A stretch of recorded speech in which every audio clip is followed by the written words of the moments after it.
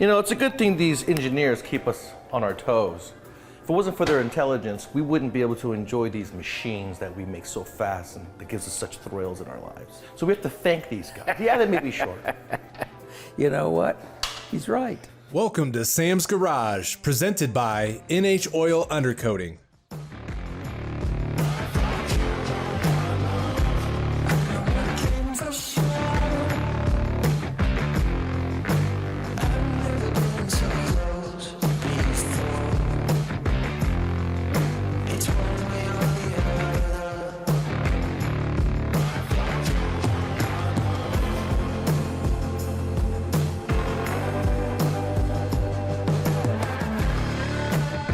Welcome to the new season of Sam's Garage. The Lokar team is back to show off their LS Classics intake manifold and how it will add just the right amount of nostalgia to your build. Doug brought his 2001 Saleen Mustang to the garage for some cooling system repairs.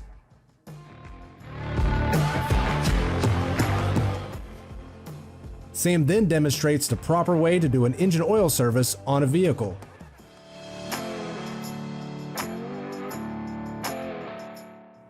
And then upgrades the front suspension in a Chevy heavy-duty pickup truck.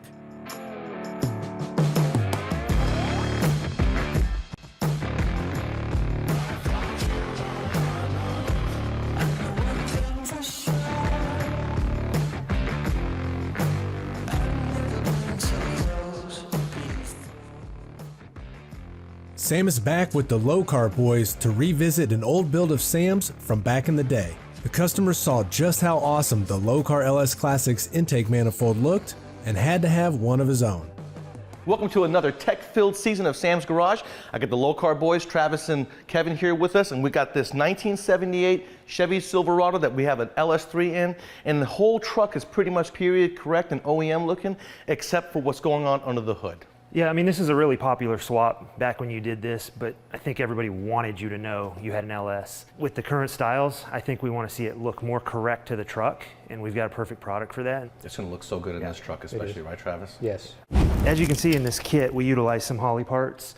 These are actually some fuel rails that we now manufacture due to supply chain issues and not wanting to fall behind. We want to be able to finish these in this clear anodize. We kind of stone tumble them and clear anodize them, so it gives it more of a cast look. And we created our own brackets, and they're all out of stainless. We include the short and the long, so whether you got LS1 or LS3, it'll work for your application. One of the things that makes this kit work is this adapter plate that we do that goes from a 4150 to a drive-by-wire throttle body. And then we have a drop base air cleaner that fits over the motor of this drive-by-wire throttle body. It makes it have clearance, gives it the old school look, but you can use basically any intake. You can use Edelbrock or Holley. These fuel rails here are specific to the Holley, but just like we're doing here, this car was already done, so we're making the fuel system work. Sam's looking for some fittings, and we're gonna get some hose. It'll be clean, but you know, if you were designing it from the start, you'd probably just go with all new stuff. So, all right, Sam, the heart of this system is actually this drop base air cleaner, this adapter plate, and this ring.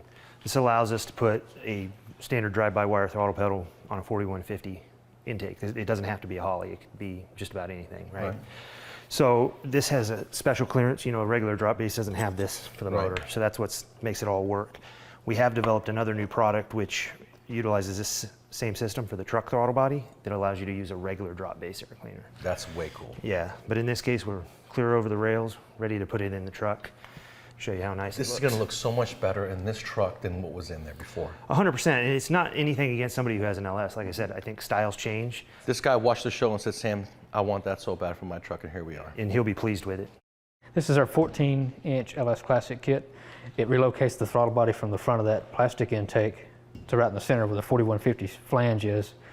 And we've got this cast base that we actually put on the throttle body itself. Uses a 4-bolt flange. Makes it look old school. We've got our throttle body clamp around the actual throttle body with the Allen wrench. You can orient this the other way. It's a little easier to get to the Allen wrench if you point it towards the front in this application. So you can see, you can actually turn that throttle body where it'll be more towards the rear or more towards the front. If you're one of our distributor kits, you're going to want to run it towards the front. That way you've got more clearance for the distributor in the back.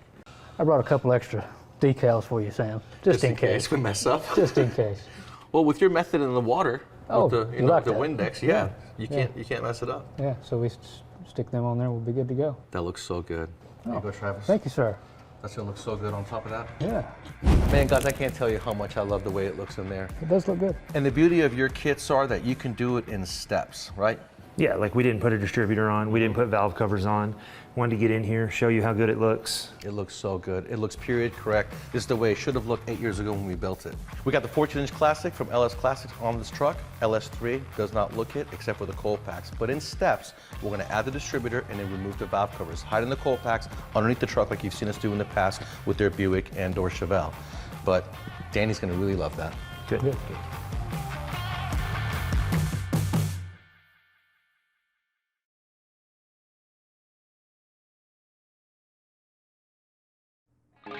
Welcome back to Sam's Garage, presented by NH Oil Undercoating.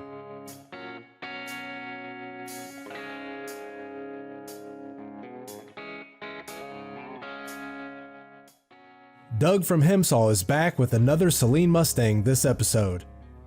He brought his bright yellow 2001 Mustang to the garage to get a new expansion tank and upgraded cooling system. The Mustang got a little hot out on the track and needed help to stay cool when full throttle down the straightaways. Another season, another Saleen. This one I broke. I'm just glad to have you back. You know, me too. I'm glad to be back in one piece. Are you kidding me? Hey, and the car came back in one piece as well. It did, Sam, and I had so much fun building this car and the stuff that I did. Started with a great foundation in this car. Finally built a car with way too much horsepower, and this is it. And it was 20 years ago he built this, right? Yeah, it was. It was quite a while ago. That's awesome. Well, we're gonna fix it, knock everything out, take it back home, put it next to the black one. This one, we're gonna make sure the AC works because we failed in the black one. We forgot about the AC. I didn't realize it until I got back home. You know, it's hot in Oklahoma. Turned the switch on, and crap. Yep. Pretty sweet, huh? Very sweet. Reminds me of literally 20 years ago. long Old time school ago. switches, old school wiring. Nice blower, Pro Charger, intercooled.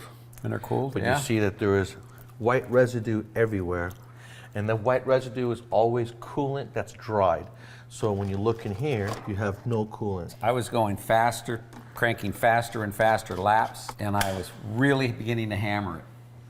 And when I was really hitting it hard, all of a sudden, I was coming into, probably I think it was turn 8, and then all of a sudden I see, and when it blew, my windshield was covered, everything was covered. For a moment, I thought I was on fire.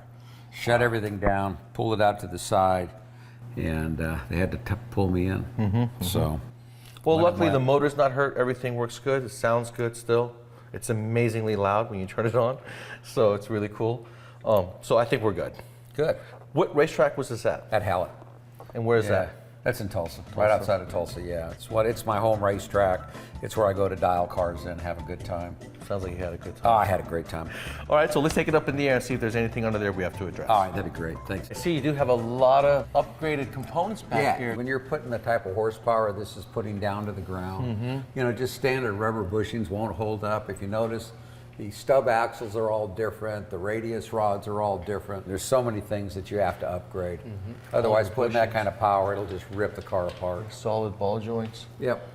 rod ends everywhere. There Everywhere. used to be bushings. This is the real hard rear end to get to in service. You see I got subframe connectors. Subframe connectors onto Now, it. did you do that or did that happen with Saleen? No, we did that. Yeah. We brought it all up. I see you have a Canton oil pan, which Yep. means you must have something done to the engine, right? Yep, the engine's absolutely modified. You know, when I first got it, it was producing about 450 horsepower, but I can never leave anything alone. So I pulled the motor, you name it, we did it, changed the supercharger, changed the intercooler. And then when we finally topped it off, we ran alcohol. Yeah, you're running straight off ethanol. Yep, yeah. No sensor, no flex fuel, straight ethanol. Sam, I had to build a special transmission, special clutch, everything on this. And a stock drive shaft. And a stock drive shaft, yeah. That was the one thing I thought about upgrading, you know. I finally built the car that I want. You can't drive it. You can't drive it. Not bad. A few items, right? What do you mean not bad? That's one hell of a build, Sam. Oh, the build is beautiful, but you know, considering we need to do a little bit of maintenance on it, and the fact that you took it to the racetrack and you thought you really broke it, but you didn't. I didn't. It wasn't bad at all. I know, it was a real bad day for me. Yeah, I was all bummed out. I know it was a bummed out day. But It's good. We're going to do the coolant expansion tank next so that we can get it running. First of all, your battery was dead when Tim brought it, and the window didn't work. You're just going to send me a bunch of broken cars. Is that what's up? Yeah, well, I thought that was our deal. I break them, you fix them. I break them, you fix them. I like it.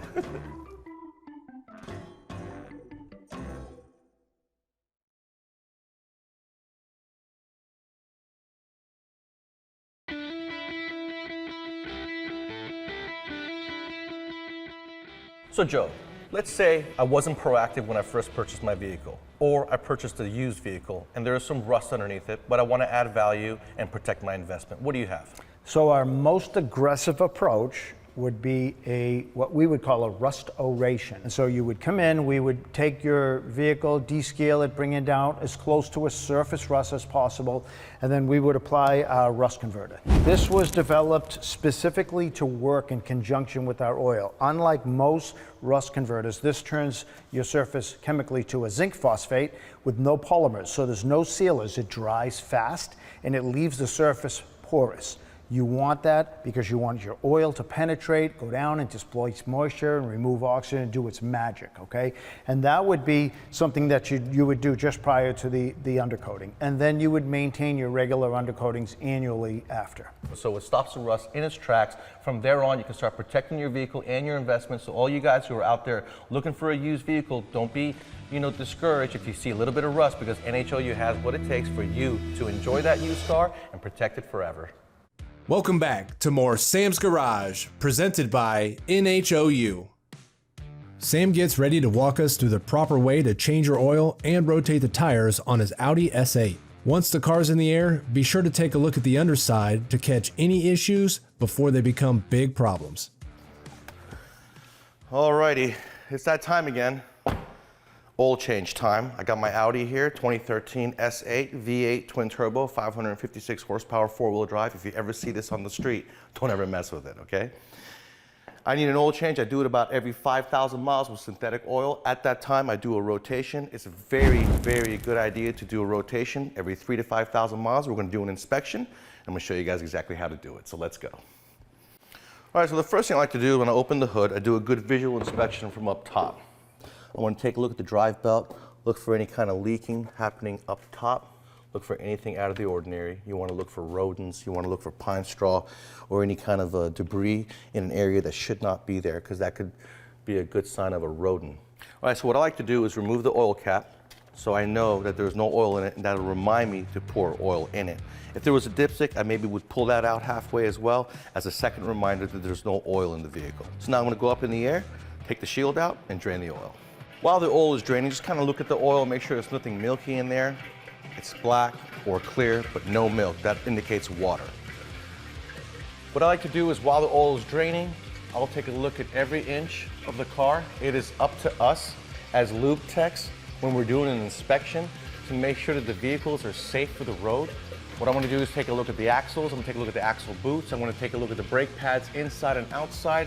You want to take a look for any oil leaks from the transmission, exhaust leaks, every inch of the car. When you go to put your drain plug back on, make sure to use a new crush washer. This is most important with German cars, okay? Then when you go to tighten it down, no reason to hog down on it, just snug it. Most cars today have canister style filters just like this, so that way there's less material in the landfill. You want to make sure to change that O-ring. The new filter kit we're using, of course, comes with a filter and the O-rings. I'm going to put it on, grab your filter. This one only goes in one way, put it on. The last thing you want to do is create a crack in the canister, because then it's going to leak, it'll be a pressure leak, and it'll be a real bad day. Now, what I don't recommend is, if you see a wheel like this and you walk away from it, don't do that, even if you think that it's going to balance itself, because wheels will be heavy on the face of it, and so they can fall over. If it falls over and you don't have a tire guard, you're going to scratch up that customer's rim, costing yourself money, so don't do that. Do a tire rotation, and when you do the tire rotation, check out the inside edge of the tire. When you do the tire rotation, you want to check the air pressure. All four corners, especially check the trunk and the spare. This is the heat shield from the factory. The cool thing is that if that piece wore out at some point, DEI has something just like it. So if you guys want to shield your cab with your car, check out DEI. So you saw me go to all data and check the capacity of the fluid level for my car, and I put exactly that amount in it. I put 5W40 in it because that is what's rated for this vehicle. The 5 means that's the way the oil is gonna flow when it's cold. So it's gonna flow really fast, it's thin. But when it's warm, it's gonna protect like a 40 weight viscosity. That's really good. Full synthetic, that's what you want. You wanna check the fluids while you're up under there, especially the windshield wiper fluid. The last thing you want is for your mother or your sister to be out there in a time where they need the windshield wiper fluid and it's not there. They're gonna get really upset. My second biggest pet peeve is when I'm driving behind the vehicle and the brake lights don't work, just the center brake light works. Do a light inspection. Now, it's ready to go to Mike at ECCR because it needs to be completely detailed.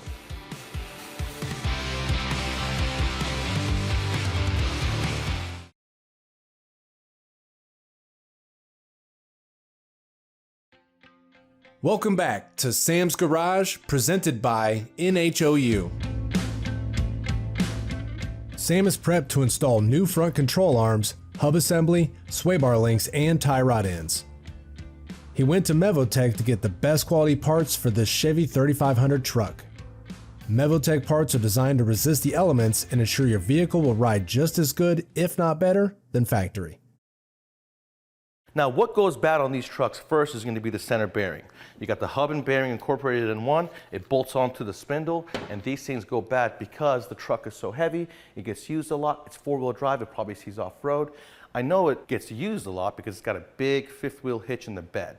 So we want to make sure he's safe. I went to Mevotech because they do the best when it comes to suspension components.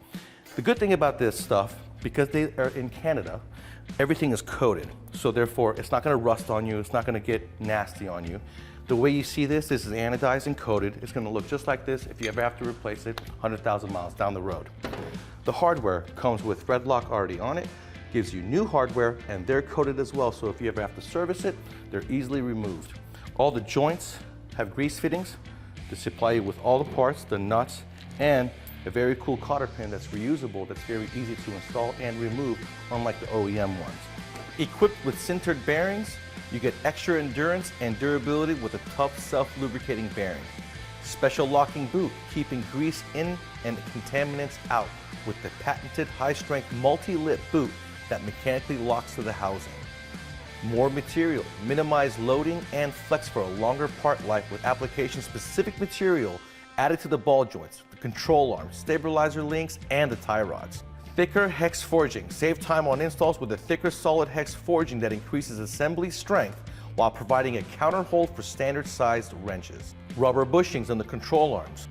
The bearing comes with an ABS sensor already attached to it. Look at the hex incorporated into the lower control arm. This is where you'll be installing the torsion bar. Comes with grease fittings. Make sure you install them. Don't forget, guys, none of these new parts that you just spent a lot of money on are gonna last if you forget to grease those new fittings. So what we have here is a 3500, it's a single axle, it is a four-wheel drive. Chevys have independent front suspension, so therefore you have a drive shaft that goes through the center of the bearing and there's no room for a coil. So they use torsion bars. And a torsion bar is pretty much a bar that you twist to give yourself resistance, then it lifts up the truck. You have to remember that you have to treat it just like a coil spring. So you're gonna bring this thing on the ground, you're gonna put a jack underneath the control arm. There's a lot of tension on this because it's a very heavy vehicle. So when you bring it down, you put the jack up underneath it, you're gonna put the pressure up on the lower control arm, taking the tension off the torsion bar, no different than taking the tension off the spring. Then you're gonna remove the upper control arm, you're gonna remove the sway bar end link, you're gonna remove the tie rod end, and then you're gonna remove the caliper. Everything here is heavy, so you wanna make sure to hang the caliper so you don't destroy the brake line. Then once all that stuff is done, you lower the jack, everything will come off, the lower control arm will go down, just like you see a coil spring deal, and the torsion bar is free. You can service the front end, put all the Mevotech parts on with the upper control arm, the sway bar end links, make sure everything's installed, make sure you install the grease fittings as well. The most important thing you need to know when it comes to tightening up the suspension after you've installed all the Mevotech parts is the upper control arm bushings and the lower control arm bushings are made of rubber. They are not urethane.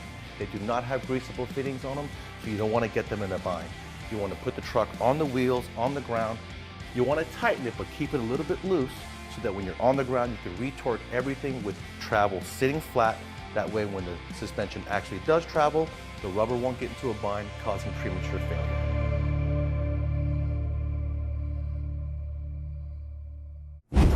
Be sure to check out Sam's Garage on these other media platforms.